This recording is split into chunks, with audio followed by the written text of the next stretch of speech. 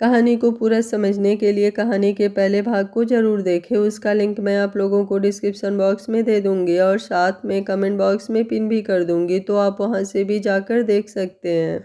Angad side table पर रखा हुआ पानी का गिलास उठाकर स्नेहा के पास आया और उसने वो दवाइयाँ और पानी दोनों स्नेहा की तरफ बढ़ा दिया। उसका गुस्सा देखकर ही स्नेहा की आंखों में नमी तैर गई थी। वो एक बार फिर से बोली, पर सुनिए, मैं आपकी बीबी हूँ, अगर मैं प्रेग्नेंट हो भी जाती हूँ तो क्या हर्ज है? अंगद गुस्से से दांत पीसते हुए बोला, मतलब तुम ये दवाइयाँ नहीं लोगी? स्नेहा को समझ नहीं आया कि आखिर वो क्या ही गए। वो तुरंत बोली, अगर आपको मुझे ये दवाइयाँ ही देनी थी तो फिर आप मेरे साथ। उसकी बात पूरी होती उससे पहले ही अंगद बोला, गलती हो गई, बहुत बड़ी गलती हो गई, लेकिन आइंदा ये गलती नहीं होगी। मुझे लगा मैंने तुमसे शादी की है तो तुम्हारी ज़रूरतें पूरा करना मेरा फ़र्ज़ है, लेकिन लगता है तुम इन सब चीज़ों का फ़ायदा उठाना चाहती हो। बट अंगद मित्तल ना दूसरों का फ़ायदा उठाता है और ना ही किसी दूसरे को अपना फ़ायदा उठाने देता है। ये बोलकर अगले ही पल उसने उन दवाइयों को साइड में फेंका और पिलो उठाकर सोफे की तरफ बढ़ गया। स्नेहा को तो कुछ कहने की ज़रूरत ही नहीं पड़ी।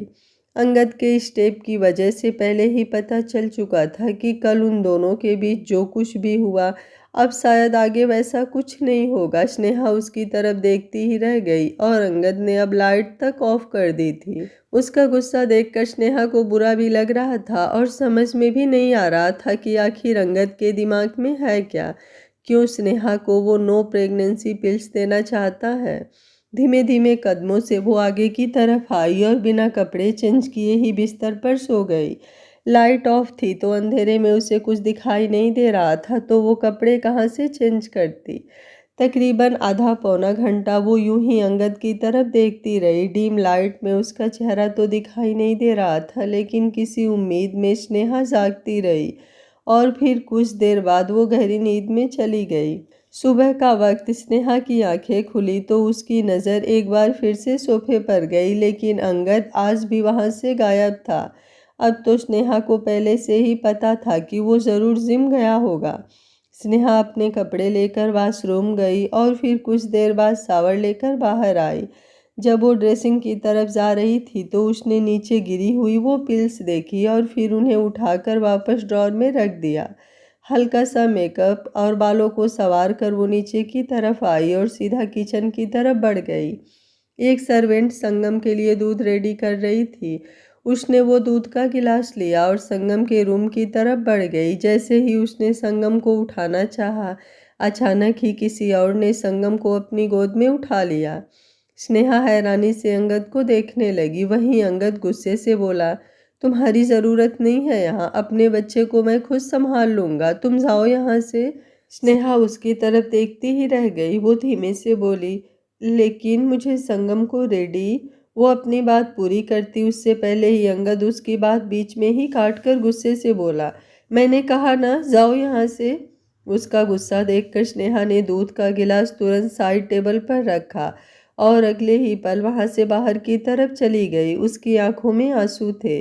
अंगद अभी भी गुस्से से उसे जाते हुए देख रहा था।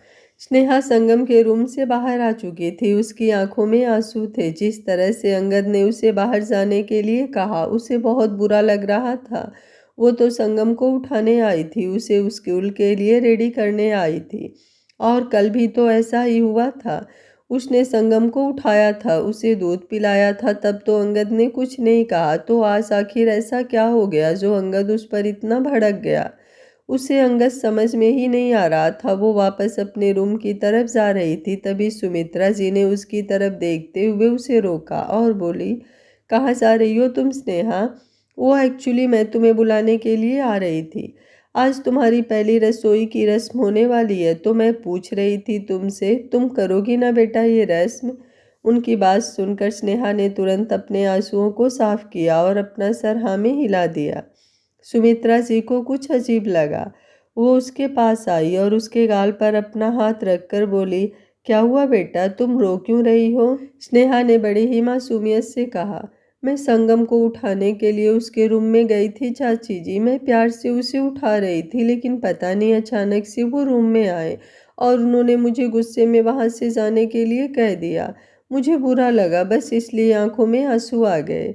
सुमित्रा जी उसे गहरी नज़रों से देखते हुए बोली, मैं जानती हूँ स्नेहा, तुम संगम को एक माँ का प्यार ही देना चाहती हो, लेकिन वो क्या है ना कि सौतेली माँ, ये शब्द जहाँ आ जाता है ना, वहाँ पर यकीन करना थोड़ा मुश्किल हो जाता है कि कहीं तुम भी बाकी सारी सौतेली माँओं की तरह संगम से बुरा व्यवहार ना करो। शायद इसलिए अंगद को तुम पर यकीन नहीं होगा। कोई बात नहीं, तुम धीरे धीरे उसका विश्वास जीत लेना। स्नेहा उनकी बात सुनकर हैरान रह गई। वो तुरंत बोली, लेकिन ऐसा क्यों चाची जी, मैंने तो ये शादी ही संगम के लिए की है। मैं सच में संगम को एक माँ का प्यार देना चाहती हूँ। सुमित्रा जी तुरंत बोली, वो तो अब की बात है ना स्नेहा, कल को जब तुम्हारा बच्चा हो जाएगा तो तुम कहाँ उसे वो प्यार दे पाओगी जो एक माँ अपने बच्चे को देती है। फिर तो तुम्हारे लिए अपना बच्चा ही सब कुछ होगा, संगम तो तुम्हें सौतेला लगेगा ही। उसकी इस बात ने स्नेहा को और भी ज्यादा हैरान कर दिया था। अब उसे समझ में आया कि क्यों अंगद ने उसे वो नो प्रेगनेंसी पिल्स दी, क्योंकि वो नहीं चाहता स्नेहा प्रेगनेंसी कंसीव करे और उसे बच्चे हो, ताकि वो कभी संगम के साथ सौतेली माँ वाला व्यवहार ना करे। ये बात जानते हुए अब उसे और भी ज़्यादा रोना आ रहा था, लेकिन उसने हिम्मत की और हल्का सा मुस्कुराकर बोली, मैं ऐसा कभी नहीं करूँगी चाची जी। अगर उन्हें ऐसा लगता है कि मैं संगम के साथ कभी कोई भेदभाव करूँगी तो मैं कभी अपना बच्चा करूँगी ही नहीं। मुझे संगम की सौतेली माँ नहीं, उसकी अपनी माँ बनना है और उसे बहुत सारा प्यार देना है। आप मुझे बता दीजिए मुझे क्या बनाना है, मैं बना दूँगी।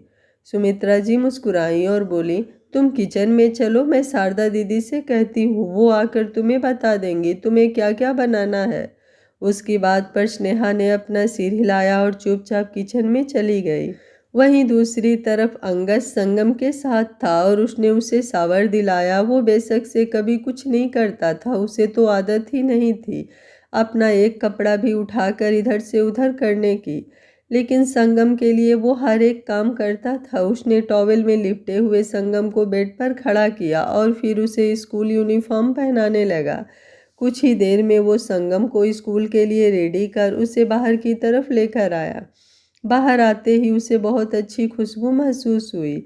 एक पल के लिए उसके चेहरे पर मुस्कुराहट तैर गई, लेकिन अगले ही पल उसकी आंखें गहरी लाल हो गई। ये वही खुशबू थी जो उसे तब आती थी जब तनुश्री उसके लिए खाना बनाती थी। सुमित्रा जी ने उसे देखा तो मुस्कुराते हुए बोली, आज खाना स्नेहा बना रही है और मैंने सुना है वो बहुत टेस्टी खाना बनाती है। आज तो मज़ा आ जाएगा, पहली रसोई है उसकी। तुम तोहफा तैयार रखना अंगद। ये बोलकर वो मुस्कुराते हुए किचन में चली गई और अंगद का चेहरा एकदम एक्सप्रेशनलेस हो गया, लेकिन उसकी आंखों के सामने कुछ तस्वीरें चल रही थी। जहाँ एक डाइनिंग टेबल पर सब लोग बैठे आराम से अपना खाना एंजॉय कर रहे थे। एक लड़की सबको खाना सर्व कर रही थी और उसके हाथों में भरी हुई चूड़ियाँ, मांग में सिंदूर, गले में ज्वेलरी और लाल साड़ी बता रही थी कि शायद ये उसके शादी के बाद उसकी पहली रसोई की रस्म है। उसने खाना इतना स्वादिष्ट बनाया था कि सबने उसे बहुत सारे तोहफे दिए और फिर एक तोहफा मिला उसे उसके रूम में। वो लड़की कोई और नहीं, तनुश्री ही थी। तनुश्री रूम में आईने के सामने खड़ी थी और अंगद ने उसे पीछे से अपनी बाहों में भर लिया था। तनुश्री ने शर्माते और मुस्कुराते हुए आईने में एक नज़र अंगद की तरफ देखा। उन दोनों की अरेंज मैरिज ही थी, लेकिन शादी से पहले कुछ वक्त मिला तो वो शादी अरेंज मैरिज से लव मैरिज में बदल गई। शादी होते हुए दोनों में इतना प्यार हो गया था कि अब वो दोनों एक दूसरे की धड़कन बन चुके थे। अंगद आईने में तनुश्री को देखते हुए बोला, सबने पहली रसोई का गिफ्ट दिया तुम्हें, मुझसे गिफ्ट नहीं चाहिए क्या? तनुश्री मुस्कुराई और बोली, आप मेरे पास हैं ना, मुझे इसके अलावा और क्या ही चाहिए होगा। अभी वो बोल ही रही थी कि अंगद ने उसे गोल घुमाया और अपने सामने कर लिया। अगले ही पल उसका हाथ तनुश्री की पीठ पर था और तनुश्री की धड़कनें एकदम से बढ़ गई थी। अंगद उसके चेहरे पर झुका और बोला, लेकिन मुझे तो मेरी जान को गिफ्ट देना है ना। ये बोलते हुए उसने अपनी पॉकेट में हाथ डाला और एक खूबसूरत सा ब्रेसलेट बाहर निकाला जो उसकी उंगलियों में लटक रहा था। उसे देखते ही तनुश्री के चेहरे पर मुस्कुराहट तैर गई। वो उन दोनों के नाम का ब्रेसलेट था। वो मुस्कुराते हुए बोली, ये आप मेरे लिए लाए हैं अंगद जी। अंगद मुस्कुराया और अगले ही पल उसने वो ब्रेसलेट तनुश्री के हाथ में पहना दिया। लेकिन फिर अचानक से ही वक्त एकदम से बदल गया। अब अंगद के सामने तनुश्री दर्द से तड़पती हुई दिखाई दे रही थी। उसका हाथ अंगद के हाथ में था और वो दर्द से तड़पते हुए बोल रही थी, मैं मरना नहीं चाहती अंगद जी, प्लीज़ प्लीज़ मुझे बचा लीजिए। मुझे मुझे आपके साथ जीना है अंगद जी। मुझे मुझे मुझे हमारे संगम को अपनी गोद में उठाना है। ये बोलते हुए उसने अपना हाथ अपने पेट पर रखा था और ये वो वक्त था जब एक अनहोनी की वजह से अंगद की खुशियाँ मातम में बदल गई थी। क्या हुआ डैड, आप रुक क्यों गए? मुझे डाइनिंग टेबल पर लेकर चलिए ना, मुझे ब्रेकफास्ट करना है, फिर मुझे स्कूल भी जाना है, मुझे देरी हो जाएगी। ये बोलते हुए संगम अंगद का हाथ खींच रहा था। अंगद एकदम से अपनी यादों से बाहर आया। उसने संगम की तरफ देखा और मुस्कुराते हुए उसे अपनी गोद में उठा लिया, लेकिन उस तरीके से नहीं जैसे वो हमेशा उसे अपनी गोद में उठाता था, बल्कि इस वक्त उसने उसे अपनी गोद में बहुत ही ज़्यादा कसकर पकड़ा हुआ था। संगम को घुटा घुटा महसूस हो रहा था। वो तुरंत बोला, क्या कर रहे हो आप डैड, मुझे पेन हो रहा है। तभी एक आवाज़ और भी आई, आप क्या कर रहे हैं, छोड़िए संगम को, उसे सच में दर्द हो रहा होगा। ये बोलते हुए स्नेहा ने संगम को अंगद की गोद से ले लिया। संगम को स्नेहा की गोद में देख और वो भी जिस तरह से स्नेहा ने संगम को खींचा था, वो देखकर ही अंगद की आंखें बड़ी हो गई थी। उसका चेहरा गुस्से से लाल हो गया। वो चिल्लाते हुए बोला, हाउ डियर यू, तुम्हारी हिम्मत भी कैसे हुई मुझसे संगम को खींचने की? समझती क्या हो तुम खुद को? मतलब मेरा शक सही था, तुम मुझसे मेरा बेटा छीनना चाहती हो? उसकी बात सुनकर ना सिर्फ स्नेहा बल्कि वहां पर खड़े सब लोग हैरान रह गए थे। पूरा परिवार डाइनिंग टेबल पर इकट्ठा हो चुका था। स्नेहा को एम्बरेसमेंट फील होने लगी। शारदा जी तुरंत आगे आई और गुस्से से अंगद को देखते हुए बोली, तुम क्या बोल रहे हो अंगद, तुम होश में तो हो? तुमने सच में संगम को बहुत ज्यादा कसकर पकड़ा हुआ था, उसका दम घुट रहा था। तुम्हें उसकी आंखों से बहते हुए आंसू दिखाई नहीं दे रहे क्या? उनकी बात सुनकर अब अंगद ने संगम की आंखों में देखा। वो सच में रो रहा था। वो रोते हुए बोला, डैड मुझे सच में पेन फील हो रहा था। न सिर्फ संगम बल्कि स्नेहा की आंखों में भी आंसू थे। उसने संगम को अब अंगद की तरफ बढ़ा दिया और बोली, गलती हो गई, आइंदा से नहीं करूँगी।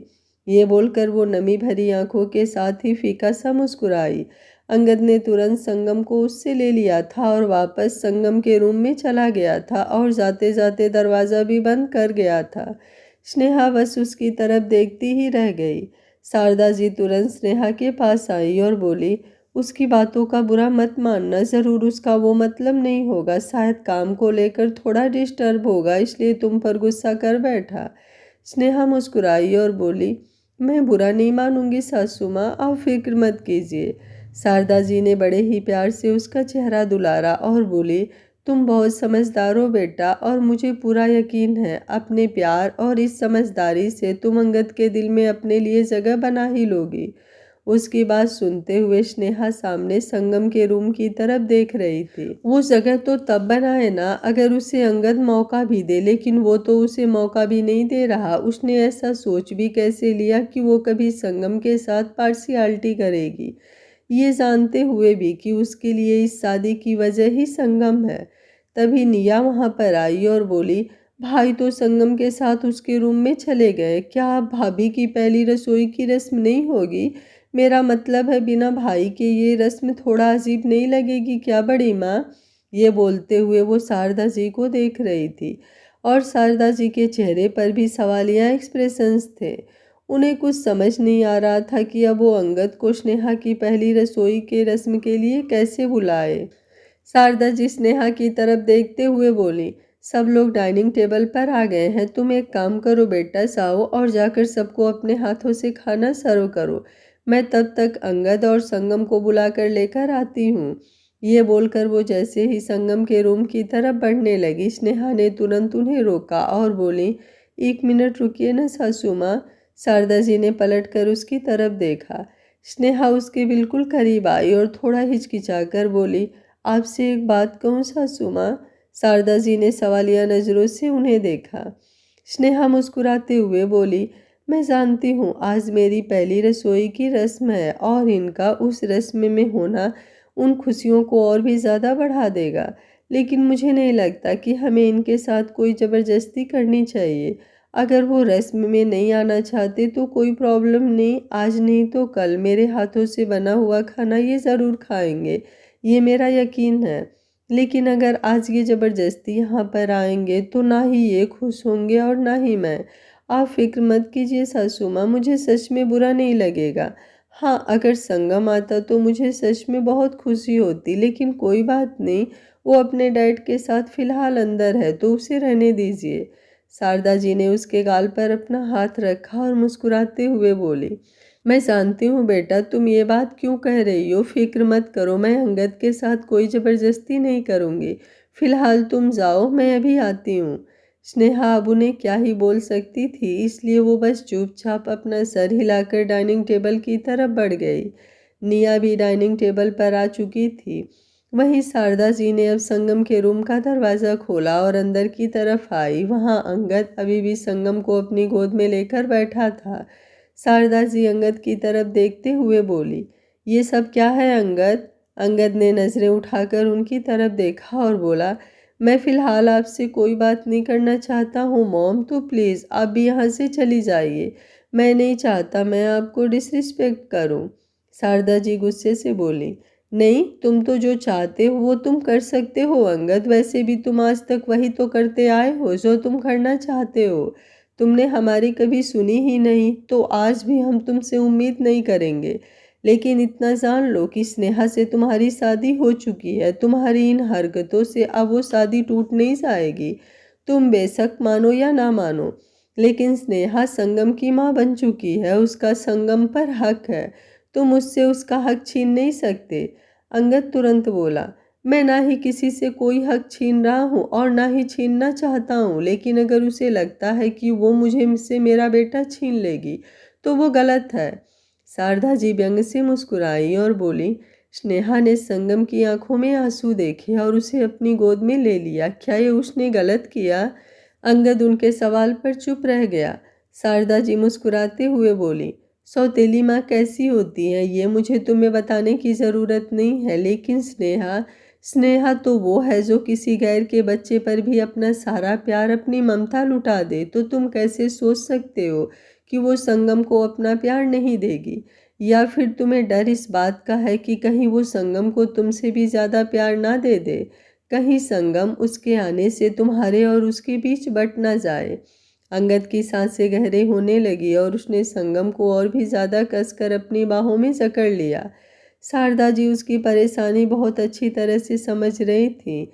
अंगद तनुश्री से बहुत ज़्यादा प्यार करता था, हद से भी ज़्यादा। भले ही उन दोनों की अरेंज मैरिज थी, लेकिन लगता ही नहीं था कि उन दोनों की अरेंज मैरिज होगी। अगर किसी को प्यार की मिसाल देनी हो तो अंगद और तनुश्री का नाम लिया जा सकता था।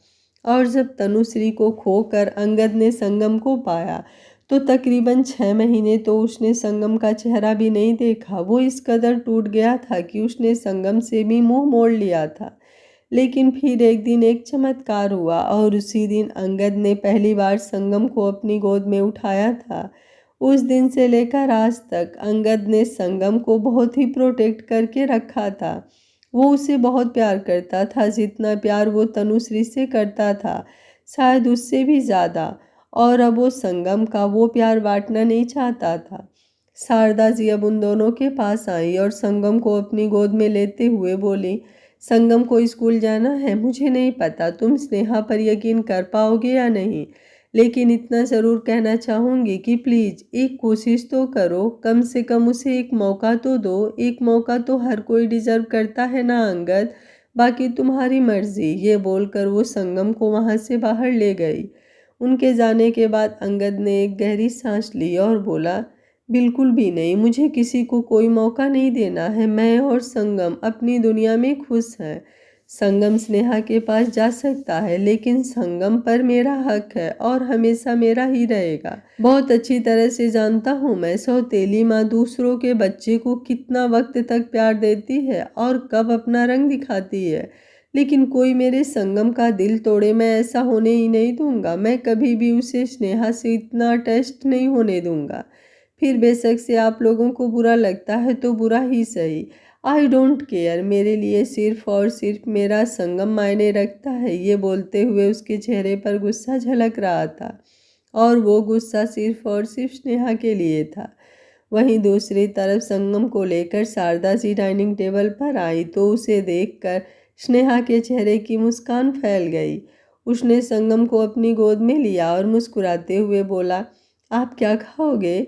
संगम तुरंत बोला, जो आप खिलाओगी स्नेहा माँ, बस अब मुझे अपने हाथों से खिलाना, मुझे आपके हाथों से खाना है। स्नेहा मुस्कुराई और बोली, क्यों नहीं? ये कहते हुए उसने संगम को अपनी गोद में बिठाया और अपने हाथों से उसे खिलाने लगी। उन दोनों को देखकर सबके चेहरे पर मुस्कुराहट थी।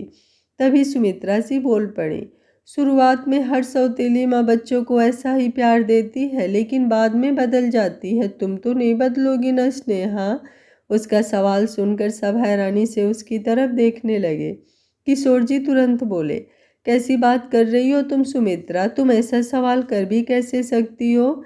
सुमित्रा जी जल्दी से अपनी बात संभालते हुए बोली, मैंने गलत क्या कह दिया जी? मैं तो बस सवाल कर रही थी। वैसे तो मुझे स्नेहा पर पूरा यकीन है। ये तो बहुत मासूम है, बहुत समझदार है, पर बस दिल में डर सा था तो सवाल कर लिया। मेरी बात का बुरा मत मानना स्नेहा बेटा। स्नेहा मुस्कुराई और बोली, मैं आपकी बात का बुरा नहीं मानूंगी चाची जी, लेकिन आप मुझे संगम की सौतेली माँ मत कहिएगा। मेरे संगम की सिर्फ एक ही माँ है और वो है उसकी अपनी स्नेहा माँ। स्नेहा माँ। ये बोलते हुए वो संगम को प्यार से दुलार रही थी। उसकी ये बात सुनकर अभी अभी संगम के रूम से बाहर निकला अंगद गुस्से से लाल हो उठा। उसकी मुट्ठियां कस चुकी थी। उसे ऐसा लग रहा था जैसे स्नेहा संगम के दिल और दिमाग से तनुश्री का ख्याल भी मिटाना चाहती हो। वो बस यही जताना चाहती हो कि संगम की केवल एक ही माँ है और तनुश्री का कोई अस्तित्व नहीं। सबकी नज़रें अब अंगद की तरफ आ चुकी थी। सुमित्रा जी उसे देखते हुए तुरंत बोली, आओ ना अंगद बेटा, हम सबके साथ ब्रेकफास्ट करो बैठकर। आज स्पेशली स्नेहा ने एक ब्रेकफास्ट बनाया है। वो बहुत ही टेस्टी खाना बनाया है तुमने। तुम खाओगे तो दीवाने हो जाओगे। अभी वो बोल ही रही थी कि अंगद गुस्से से बोला, फिर तो मुझे ये खाना बिल्कुल ही नहीं खाना। आप लोग खाइए और जिसका दीवाना होना है हो जाइए। ये बोलकर वो तुरंत वहां से बाहर की तरफ चला गया। सुमित्रा जी के चेहरे पर हल्की सी तिरछी मुस्कुराहट आ गई, लेकिन वो मुस्कुराहट किसी ने भी नहीं देखी थी। संगम स्नेहा की तरफ देखकर बोला, डैड इतने गुस्से में क्यों थे स्नेहा माँ? वो क्या बोल कर गए हैं? स्नेहा हल्का सा मुस्कुरा कर बोली, वो बोल कर गए हैं कि आज वो घर जल्दी आ जाएंगे। उन्होंने थोड़ा कोड वर्ड में कहा है, लेकिन मुझे समझ में आ गया। संगम मुंह बनाते हुए बोला, ये क्या बात हुई? मैं कब से उनके साथ रह रहा हूँ, लेकिन मुझे उनकी कोड लैंग्वेज नहीं आती। पर आपको आती है क्या? आप मुझे भी उनकी कोड लैंग्वेज सिखाएंगी स्नेहा माँ? स्नेहा मुस्कुराई और बोली, क्यों नहीं, मैं तुम्हें ज़रूर सिखाऊंगी, लेकिन उसके लिए पहले जल्दी से ये ब्रेकफास्ट फिनिश करना होगा और फिर स्कूल जाना होगा। जब तुम स्कूल से आ जाओगे तो हम दोनों बैठकर तुम्हारे डैड की कोड लैंग्वेज पर डिस्कस करेंगे। संगम तुरंत बोला, पक्का? स्नेहा ने भी सिर हिलाकर कहा, पक्का। उन दोनों को यूं देखते हुए शारदा जी के साथ बाकी सारा परिवार मुस्कुरा रहा था। हालांकि सुमित्रा जी के चेहरे पर भी मुस्कुराहट थी, लेकिन वो कितनी रियल थी और कितनी फेक कहना मुश्किल था। वहीं दूसरी तरफ अंगद इस वक्त गाड़ी ड्राइव कर रहा था। गाड़ी ड्राइव करते हुए उसने अपने मैनेजर को कॉल किया। मैनेजर आशीष ने जैसे ही कॉल रिसीव किया, अंगद बेहद सख्त आवाज़ में बोला, मुझे अभी इसी वक्त बेंगलुरु के बेस्ट स्कूल के बारे में बताओ जहां पर हॉस्टल की अवेलेबिलिटी हो। आशीष हैरानी से बोला, लेकिन क्यों सर? मेरा मतलब है आपने किसका एडमिशन करवाना है? अंगद गुस्से से बोला, तुमसे जितना कहा है उतना करो। ये बोलकर उसने कॉल डिस्कनेक्ट कर दिया। आशीष हैरानी से अपने फ़ोन की तरफ देखता रह गया। इतना तो वो भी जानता था कि अंगद संगम को तो एक पल के लिए अपनी नज़रों से ओझल नहीं होने देता, तो वो उसे हॉस्टल क्यों भेजेगा। लेकिन फिर वो किसके लिए हॉस्टल का पता लगवा रहा है, ये उसकी समझ से परे था। वहीं दूसरी तरफ अंगद के जबड़े कसे हुए थे और उसके कानों में बार बार स्नेहा की बात गूंज रही थी। मेरे संगम की सिर्फ एक ही माँ है और वो है उसकी अपनी स्नेहा माँ। अंगद के हाथ इस वक्त स्टीयरिंग पर पूरी तरह से कसे हुए थे। अंगद इस वक्त अपने केबिन में बैठा था और अपना कुछ काम कर रहा था। तभी उसके असिस्टेंट आशीष ने दरवाज़ा नॉक किया। अंगद ने तुरंत नजरें उठाकर दरवाजे की तरफ देखा और उसे अंदर आने की परमिशन दी। आशीष उसके सामने आकर खड़ा हुआ और उसने अपने हाथों में पकड़ी हुई एक लिस्ट अंगद के सामने रखी। उसमें लिस्ट में वो सारे स्कूल और हॉस्टल्स के नाम थे जो बंगलुरु ही नहीं बल्कि इंडिया के बाकी सारी सिटीज़ के भी टॉप स्कूल थे। क्योंकि बाद में अंगद ने उसे एक मैसेज और कर दिया था जिसमें बंगलुरु नहीं बल्कि बाकी सारी सिटीज़ के स्कूल और हॉस्टल का पता लगवाने का भी बोला हुआ था। कुछ ही देर में अंगद ने उसे लिस्ट में से एक स्कूल फाइनल किया और बोला, इसे फाइनल कर दो, इनसे बात करो, मैं जल्द से जल्द इसके प्रिंसिपल से मिलना चाहता हूँ। जब सब चीज़ फाइनल हो जाएगी तभी मैं संगम को लेकर वहाँ जाऊँगा। ऐसा करो, मेरी एक मीटिंग बुक कर दो और उसके हिसाब से प्राइवेट जेट भी शेड्यूल कर देना। उसकी बात सुनकर आशीष ने अपना सिर हिलाया और वहाँ से चला गया। उसके जाने के बाद अंगद एक बार फिर से काम में लग गया।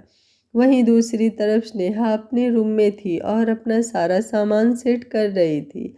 अभी तक उसने अपने कपड़ों को सेट नहीं किया था और अब वो सारा सामान क्लोजेट में रखने का सोच रही थी। क्लोजेट में ऑलरेडी थोड़ा सामान रखा हुआ था। उसने उस सामान की तरफ देखते हुए कहा, लगता है ये सारा सामान इनकी पहली बीवी का है। अब मैं क्या करूं? अगर ये सामान यहाँ रखा रहेगा तो मैं अपना सामान कहाँ रखूंगी? और अगर सूटकेस में सामान रखूंगी तो मैं रोज़ परेशान होती रहूंगी। मुझे कुछ तो करना पड़ेगा। ये बोलते हुए उसने वो सामान हटाना शुरू कर दिया। कुछ ही देर में उसने वो सारा सामान वहाँ से हटा दिया था और अपना सारा सामान उसी क्लोजेट में लगा दिया। सब कुछ सेट करने के बाद अब वो नीचे की तरफ आई। दोपहर का वक्त हो चुका था और शारदा जी किचन में लंच की तैयारी करवा रही थी। सुमित्रा जी जो हॉल में बैठी थी, उन्होंने जब स्नेहा को देखा तो उनके चेहरे पर हल्की सी मुस्कुराहट आ गई। वो स्नेहा की तरफ देखते हुए बोली, आओ ना बेटा, यहाँ पर बैठो। ये बोलते हुए उन्होंने स्नेहा को अपने पास बैठने का इशारा किया। स्नेहा मुस्कुराते हुए उनके पास आकर बैठी। सुमित्रा जी उसकी तरफ देखते हुए बोली, मैंने सुना है कि अंगद का रिश्ता तुम्हारे पास आने से पहले तुम्हारे 4-5 रिश्ते टूट गए थे। पूरा मत मानना बेटा, मैं बस ऐसे ही पूछ रही हूँ। स्नेहा के चेहरे पर थोड़ी हिचकिचाहट आ गई थी लेकिन वो फिर भी हल्का सा मुस्कुराई और बोली, जी चाची जी। सुमित्रा जी थोड़ा सा हंसी और बोली, लगता है इसीलिए तुम्हारे मॉम डैड ने अंगद से तुम्हारी शादी के लिए हाँ कह दिया, वरना आजकल की दुनिया में कौन लड़की होगी जो एक बच्चे के बाप से शादी करेगी। पर अब खुद में थोड़ी कमी हो तो थोड़ा एडजस्ट तो करना ही पड़ता है। उनकी बात सुनते हुए स्नेहा की आंखों में नमी तैर गई थी। उसने अपना चेहरा झुकाया हुआ था। उसे शुरू से ही अपनी कमी के बारे में सुनने की आदत थी लेकिन पता नहीं क्यों अब उसे ये सब बातें सुनकर थोड़ी तकलीफ होने लगी थी। पहले कोई मुंह पर ऐसे नहीं बोलता था सिवाय उसकी दादी के, लेकिन सुमित्रा जी के बोलने का तरीका सच में बहुत अजीब था। तभी शारदा जी वहाँ पर आई और बोली, कोई कमी नहीं है मेरी स्नेहा में। मेरी स्नेहा के अंदर तो बल्कि एक चीज़ ऐसी है जो जितनी होनी चाहिए उससे भी ज़्यादा है और वो है उसके अंदर का स्नेह। ये बोलते हुए उन्होंने स्नेहा के गाल पर अपना हाथ रखा। स्नेहा ने मुस्कुराते हुए उनकी तरफ देखा। शारदा जी मुस्कुराई और बोली, मैंने आज तुम्हारे लिए तुम्हारे फेवरेट आलू गोभी बनाए हैं, तुम्हें पसंद है ना स्नेहा? स्नेहा का चेहरा एकदम से खिल गया और वो बोली, लेकिन आपको कैसे पता चला सासू माँ? शारदा जी मुस्कुराई और बोली, बस तुम्हारी मॉम से पूछा, 10-15 मिनट में सारा खाना बन जाएगा। उसके बाद अच्छे से खाना, तब तक संगम भी आ जाएगा, उसे भी फिर तुम अपने हाथों से खिलाना। स्नेहा उनकी बात सुनकर मुस्कुराई। शारदा जी अब उसे देखते हुए बोली, एक काम करो, तुम जाकर संगम का रूम थोड़ा सा सेट कर दो, काफ़ी दिनों से उसके रूम की सेटिंग हुई नहीं है। स्नेहा अपना सिर हिलाकर वहां से चली गई। जब वो अपनी जगह से उठी और संगम के रूम में जाने लगी तो सुमित्रा जी की गहरी नजरें उसके पैर पर थी। वो हल्का हल्का दबकर चल रही थी ताकि सामने वाले को ज़्यादा पता न चले कि वो लड़खड़ा कर चलती है। उनके चेहरे पर एक बार फिर से तिरछी मुस्कुराहट आ गई थी। वहीं शारदा जी अब सुमित्रा जी के सामने बैठी और बोली, मैं जानती हूँ सुमित्रा कि तुम दिल की बुरी नहीं हो, बस कभी कभी बातें ऐसी कर जाती हो, लेकिन थोड़ा तो खुद पर कंट्रोल किया करो। स्नेहा पहले ही परेशान है। अंगद ने उससे शादी तो कर ली, लेकिन अब वो इनसिक्योर हो रहा है। उसकी इनसिक्योरिटी भी गलत नहीं है, उसने खोया है इतना कुछ, इसलिए अब हर एक चीज़ को खोने से डरने लगा है वो। ऐसे में हमें स्नेहा को सपोर्ट करना चाहिए, और तुम हो कि उससे इधर उधर की बातें सुना रही हो। सुमित्रा जी तुरंत बोली, आप मुझे गलत समझ रही हैं दीदी, मैंने ऐसा कुछ भी नहीं किया। मैं तो बस पूछ रही थी कि क्या सच में उसके लिए आए रिश्तों ने उसे रिजेक्ट कर दिया। शारदा जी भी तुरंत बोली, कोई किसी को रिजेक्ट नहीं करता है सुमित्रा, शायद तुम भूल रही हो कि जब हम किशोर का रिश्ता तुम्हारे घर लेकर आए थे तो हमें भी यही सुनने को मिला था कि तुम्हें 3-4 लड़कों ने रिजेक्ट कर दिया। क्या हमने आज तक तुम्हें इस बात को लेकर सुनाया नहीं ना। हम जानते हैं कि सामने वाले को जिस बात से चोट पहुंचेगी वो बात करनी ही क्यों। प्लीज़ तुम भी ये बात समझो, आइंदा प्लीज़ स्नेहा से ऐसी वैसी कोई बात मत करना। ये बोलकर वो अपनी जगह से उठी और किचन की तरफ चली गई। उनके जाने के बाद सुमित्रा जी ने गुस्से से अपनी मुट्ठियां कस ली। उनके एक्सप्रेशन से ही साफ पता चल रहा था कि इस वक्त वो कितनी ज़्यादा फ्रस्ट्रेट हो चुकी थी, और उन्हें सबसे ज़्यादा गुस्सा स्नेहा पर ही आ रहा था। वहीं स्नेहा ने अब संगम का पूरा रूम सेट कर दिया था। अभी वो संगम के रूम से बाहर निकल ही रही थी कि संगम तेज कदमों से भागता हुआ उसके पास आया और उसके पैरों से लिपट गया। स्नेहा ने तुरंत उसे अपनी गोद से उठा लिया। हालांकि उसे हल्का सा दर्द अपने पैरों में महसूस हुआ, लेकिन अपने होठों पर एक लंबी सी स्माइल लेकर उसने अपने दर्द को छुपा लिया। वो संगम की तरफ देखते हुए बोली, कितना वक्त लगाया आपने आने में, आपको पता है आपके बिना तो मैं बोर ही हो गई थी। संगम उसकी गर्दन पर अपनी बाहें लपेटते हुए बोला, मुझे भी आपकी बहुत याद आ रही थी। आपको पता है मेरी एक टीचर का नाम स्नेहा है, मैंने आज उसे स्नेहा माँ बोल दिया। ये कहकर वो अपने होठों पर हाथ रखकर हंसने लगा। उसकी बात सुनकर स्नेहा मुस्कुराई और बोली, अच्छा ये तो शुक्र है कि मेरी शादी आपके डैड से पहले हो गई, वरना आप तो उसे ही अपनी स्नेहा माँ बनाकर घर भी ले आते। संगम तुरंत बोला, बिल्कुल भी नहीं, मेरे डैड की बीवी तो आप ही हैं, वो सिर्फ स्नेहा है, लेकिन आप मेरी स्नेहा माँ हैं। मैं आपसे बहुत बहुत प्यार करता हूँ स्नेहा माँ। ये कहते हुए उसने स्नेहा का चेहरा अपने नाजुक हाथों से कसकर पकड़ लिया और उसे चूमने लगा। इस वक्त स्नेहा की नज़रें दरवाजे की तरफ उठ गई जहां अंगद खड़ा था। उसे तो यही बताया गया था कि अंगद रात को ही घर आता है, लेकिन आज वो दिन में भी घर आया है। तो क्या कारण हो सकता है, स्नेहा सिर्फ यही सोच रही थी। जैसे ही संगम ने स्नेहा की नज़रों का पीछा किया, उसकी नज़र अंगद पर पड़ी। वो तुरंत स्नेहा की गोद से उतरकर अंगद के पास आया और बोला, आप घर पर क्या कर रहे हैं डैड, आज तो संडे नहीं है, तो फिर आप घर पर कैसे। अंगद हल्का सा मुस्कुराया और बोला, मैं अपनी एक फाइल लेने आया था जो मेरे रूम में थी। रूम में आते हुए मैंने तुम्हारी आवाज़ सुनी तो तुमसे मिलने आ गया। तुम स्कूल से आ गए। अंगद के सवाल पर संगम मुस्कुराया और बोला, नहीं डैड, मैं अभी स्कूल में ही हूँ, यहाँ पर तो मेरा भूत खड़ा है आपकी गोद में। ये कहकर वो खिलखिलाकर हंसने लगा। अंगद ने उसे घूर कर देखा और उसके गाल को चूमते हुए कहा, एक काम करो, अपनी यूनिफॉर्म चेंज करो, तब तक मैं अपनी फाइल ले आऊं। ये कहते हुए उसने संगम को नीचे छोड़ दिया और अपने रूम की तरफ बढ़ गया। जाते जाते उसने एक नज़र स्नेहा की तरफ डाली। स्नेहा के चेहरे पर भी नर्वसनेस झलक रही थी। वो जल्दी से अपनी साड़ी संभाल कर अब अंगद के पीछे पीछे अपने रूम में आ गई। रूम में आते ही उसकी नज़र अंगद पर पड़ी जो क्लोजेट के सामने खड़ा था। उसने क्लोजेट खोला और जिस फाइल की बात कर रहा था उसे निकाल लिया। क्लोजेट को बंद करते वक्त अचानक उसके हाथ रुक गए। उसने दोबारा क्लोजेट खोला और हैरानी से अंदर देखने लगा। स्नेहा का दिल जोर से धड़कने लगा। अंगद की गुस्से भरी नजरें अब स्नेहा की तरफ घूम गई। उसका चेहरा गुस्से से कांप रहा था। स्नेहा तुरंत अंदर आई और बोली, सुनिए, पहले आप मेरी बात सुनने की कोशिश कीजिए, मैं आपको समझाती हूँ। लेकिन उसकी बात पूरी होने से पहले ही अंगद ने गुस्से से दांत भींचते हुए कहा, तुम्हारी हिम्मत कैसे हुई मेरी तनु के कपड़े और उसका सामान इस क्लोजेट से हटाने की? ये कहते हुए ना सिर्फ उसका चेहरा गुस्से से तमतमा रहा था, बल्कि उसकी आवाज़ में भी दर्द झलक रहा था। स्नेहा ने एक बार फिर से कहा, आप प्लीज़ मेरी बात सुनने की कोशिश तो कीजिए, मैं आपको समझाती हूँ। लेकिन इससे पहले कि वो और कुछ कह पाती, अंगद उसके पास आया और अगले ही पल उसने स्नेहा पर हाथ उठा दिया।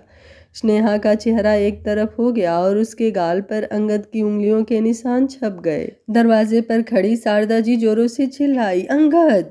उनकी आवाज़ सुनकर अंगद ने नजरें उठाकर उनकी तरफ देखा। शारदा जी तुरंत आगे आई और स्नेहा को उसके कंधों से पकड़ लिया। स्नेहा की आंखों से आंसू बह निकले थे।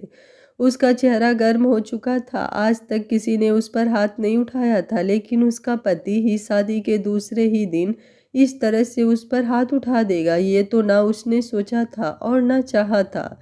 अंगद ने गुस्से से शारदा जी की तरफ देखा और कहा, प्लीज़ माँ, आप इन चीज़ों में मत पड़िए। आपने मुझसे कहा था कि ये शादी सिर्फ संगम के लिए हो रही है, ये लड़की तनु की जगह लेने की कोशिश नहीं करेगी। लेकिन इसने तो दूसरे ही दिन अपना खेल शुरू कर दिया। इनफैक्ट शादी के दूसरे दिन ही नहीं, शादी से पहले से ही देख रहा हूँ मैं कि संगम हर बात पर स्नेहा माँ करते हुए उसके आगे पीछे घूम रहा है। ये लड़की आपके सामने जितनी मासूम बनती है ना, उतनी मासूम है ही नहीं। जरूरी नहीं कि अगर किसी में कोई कमी हो तो वो मासूम होगा। आजकल तो लोग चेहरे से मासूम लगते हैं, लेकिन उनका दिमाग कितना चालाक होता है इसका अंदाज़ा लगाना बहुत मुश्किल होता है। शारदा जी गुस्से से चिल्लाई, बस अंगद, बस बहुत हो गया। अब अगर एक लफ्ज़ भी तुमने कहा तो। इसके आगे वो कुछ कहती उससे पहले ही स्नेहा ने तुरंत उनके हाथों को कसकर पकड़ लिया और धीमे सी आवाज़ में बोली, सासू माँ, मैं आपसे कोई बदतमीज़ी नहीं कर रही हूँ। इनफैक्ट मैं तो आपकी बहुत ज़्यादा इज्जत करती हूँ, इसलिए मैं आपसे रिक्वेस्ट करती हूँ कि प्लीज़ कुछ वक्त के लिए हम दोनों को अकेला छोड़ दीजिए। स्नेहा की बात सुनकर शारदा जी हैरान रह गई, लेकिन उन्होंने कुछ नहीं कहा, बस चुपचाप रूम से बाहर चली गई। स्नेहा ने दरवाज़ा बंद किया और अंगद की तरफ देखा। उसका चेहरा अब भी गुस्से से लाल था। वो स्नेहा को ही गुस्से से देख रहा था, क्योंकि उसे लग रहा था कि स्नेहा ने उसकी क्लोजेट में से तनुश्री का सारा सामान निकाल कर उसमें सारा अपना सामान डाल दिया और इसी गुस्से के चलते उसने स्नेहा पर हाथ भी उठा दिया था। स्नेहा की आंखों में नमी अभी भी थी, लेकिन उसके होठों पर हल्की सी मुस्कुराहट भी थी। पता नहीं कितना ही तगड़ा इस वक्त उसने अपना दिल रखा होगा, जो इतना ज़ोरदार थप्पड़ खाने के बाद भी वो मुस्कुरा रही थी। लेकिन कहते हैं ना कि इरादे मजबूत हो तो कोई भी कमज़ोरी आपको कमज़ोर कर ही नहीं सकती। वो आगे की तरफ आई और अंगद की तरफ देखते हुए बोली, आपको पता है, मैं पूरी ज़िंदगी प्यार के लिए तरसी हूँ। ऐसा नहीं है कि मुझे मेरे मॉम डैड ने प्यार नहीं किया, बहुत प्यार किया उन्होंने मुझे, एक स्पेशल चाइल्ड की तरह। लेकिन समझ रहे हैं, स्पेशल चाइल्ड की तरह। एक इंसान को जब एक इंसान की तरह प्यार किया जाए तो उसे अच्छा लगता है, लेकिन जब उसे स्पेशली प्यार किया जाए क्योंकि उसके अंदर एक कमी है ना, तो उसे उस प्यार के साथ भी वो कमी महसूस होती है और कुछ ज़्यादा ही महसूस होती है। और जो इंसान खुद प्यार के लिए तड़पता होगा, वो दूसरों के प्यार की वैल्यू करना बहुत अच्छी तरह से जानता है।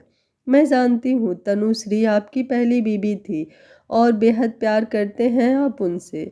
अच्छी बात है, अपनी बीवी से प्यार करना भी चाहिए, लेकिन उसके लिए ये जो आपने मुझ पर हाथ उठाया, इससे ज़रा सी तकलीफ़ हुई मुझे, पर कोई बात नहीं।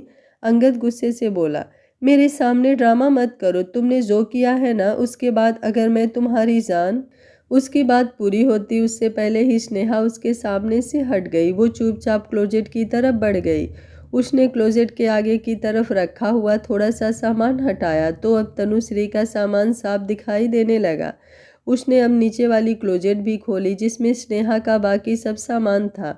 पहले वो सोच रही थी कि वो तनुश्री का सामान नीचे क्लोजेट में रख कर अपना सामान ऊपर रख ले, लेकिन वो जानती थी कि उसका ऐसा करना अंगद को तकलीफ देगा, इसलिए उसने अपना सारा सामान नीचे रखा। लेकिन दो चार चीज़ वहाँ पर आ नहीं रही थी, तो उसने वो तनुश्री के सामान के बिल्कुल आगे रख दिया, ताकि तनुश्री का सामान भी उसे हटाना ना पड़े और उसका अपना सामान भी पूरा आ जाए। अंगद की आंखें बड़ी हो गई, उसके चेहरे का रंग बिल्कुल उड़ चुका था। स्नेहा मुस्कुराते हुए बोली, जो किसी की जगह लेते हैं ना, वो बस किसी की जगह पर ही रह जाते हैं अंगद जी, और मुझे किसी की जगह नहीं चाहिए। अगर आप देंगे तो भी नहीं। खैर गलती मेरी ही है, मुझे मेरा ये सामान यहाँ पर रखना ही नहीं चाहिए था। कोई बात नहीं, मैं इसे नीचे रख दूंगी। ये बोलते हुए उसने नीचे वाली क्लोजेट में अपना बाकी का सामान भी रखा, और अब ऐसा लग रहा था जैसे उस क्लोजेट को पूरी तरह से भर दिया गया हो। ऐसे में उसे ही प्रॉब्लम होने वाली थी वो सारा सामान निकालने और रखने में। वो मुस्कुराते हुए अब आगे की तरफ आई और बोली, माफ़ कीजिएगा, आइंदा से अगर कुछ करूँगी तो आपसे पूछ कर करूँगी। चलती हूँ, मुझे संगम को खाना खिलाना है। ये बोलते हुए वो दरवाजे की तरफ बढ़ गई। अंगद उसकी तरफ देखते हुए बोला, मुझसे सॉरी की उम्मीद मत करना। स्नेहा ने पलटकर उसकी तरफ देखा और मुस्कुराते हुए बोली, बिल्कुल भी नहीं करूँगी, आप फिक्र मत कीजिए। आपने कोई गलती की ही नहीं तो आप सॉरी भी क्यों बोलेंगे? अगर आपने जो किया वो आपका तनुश्री जी के लिए प्यार था, और प्यार में गलतियाँ नहीं होती। आपने जो किया वो आपका तनुश्री जी के लिए प्यार था, और प्यार में गलतियाँ नहीं होती अंगद जी। ये बोलकर अब वो रूम से बाहर चली गई, और रूम से बाहर निकलते ही उसकी आंखों से आंसू लबालब बहने लगे। उसने अपने गाल पर अपना हाथ रख लिया, अभी भी उसे अपना गाल गरम गरम महसूस हो रहा था। वहीं अंगद ने अपने माथे पर अपना हाथ रखा हुआ था। कहीं ना कहीं उसे रियलाइजेशन था कि उसने स्नेहा पर हाथ उठाकर गलत किया, लेकिन उसे नहीं पता था कि स्नेहा ने बस आगे आगे अपने कपड़े रखे हैं, पीछे तनुश्री का पूरा सामान है। वो एक गहरी सांस लेकर बोला, इसमें मेरी गलती है, इसका मतलब ये नहीं कि तुम्हारे गलत इरादे सही हो गए। लेना तो तुम तनुश्री की जगह चाहती हो ना, लेकिन सामने से नहीं ले सकती हो, इसलिए पीछे से कोशिश कर रही हो।